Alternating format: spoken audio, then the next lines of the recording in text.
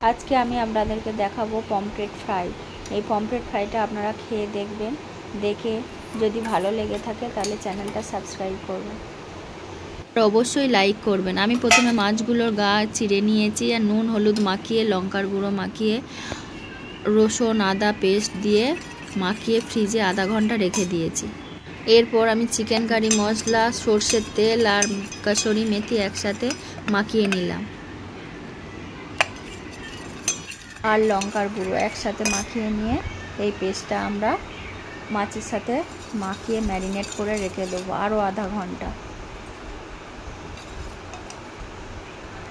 সব সময় পমফ্রেট মাছের ঝাল খাওয়া হয়, তাই এইভাবে একটু ট্রাই করবেন, অবশ্যই আপনাদের ভালো লাগবে।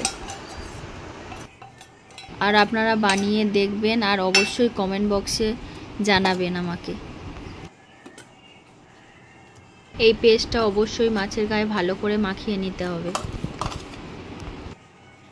এরপর আমি একে একে মাছগুলো অন্য পাত্রে রেখে দেব আর বাটিতে যে পেস্টটা থাকবে সেই পেস্টের মধ্যে আমি বেসন দিয়ে ভালো করে মাখিয়ে নেব, বেসন আর সর্ষের তেল।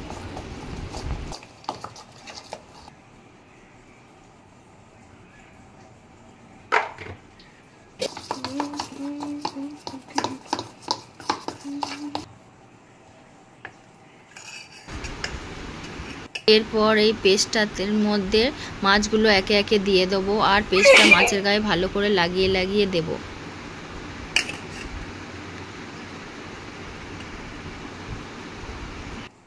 এরপর অন্য পাত্রে একটা ডিম ভেঙে ডিমটা নুন দিয়ে আমি ফেটিয়ে নেব।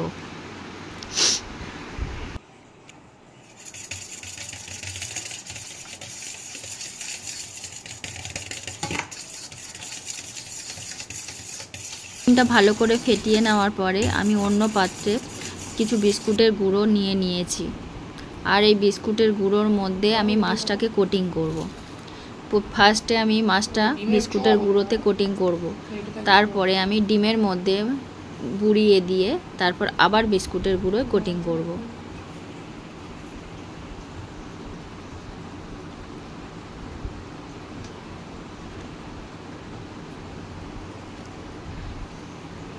দুবার করে কোটিং করতে হবে, যত বেশি কোটিং করবেন তত খেতে ভালো লাগবে, মুচমুচে হবে।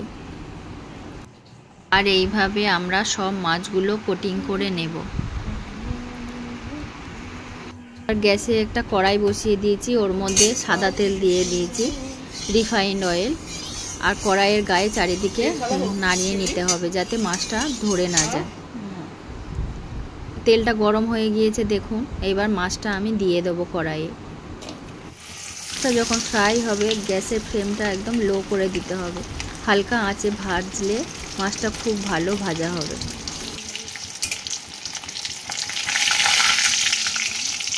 এবার মাছটা উল্টো দিকে ভেজে নেব।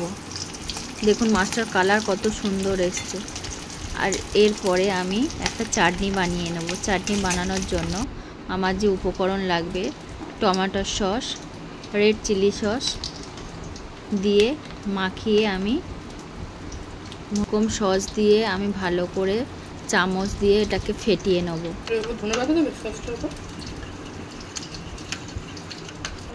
আর একে একে মাছগুলো সব ভেজে নিয়েছি আর দেখুন কত সুন্দর দেখতে লাগছে, আপনারা অবশ্যই খেয়ে বলবেন। তো বাই বন্ধুরা, এখানেই শেষ করছি, নেক্সট ভিডিওতে আবার দেখা হবে।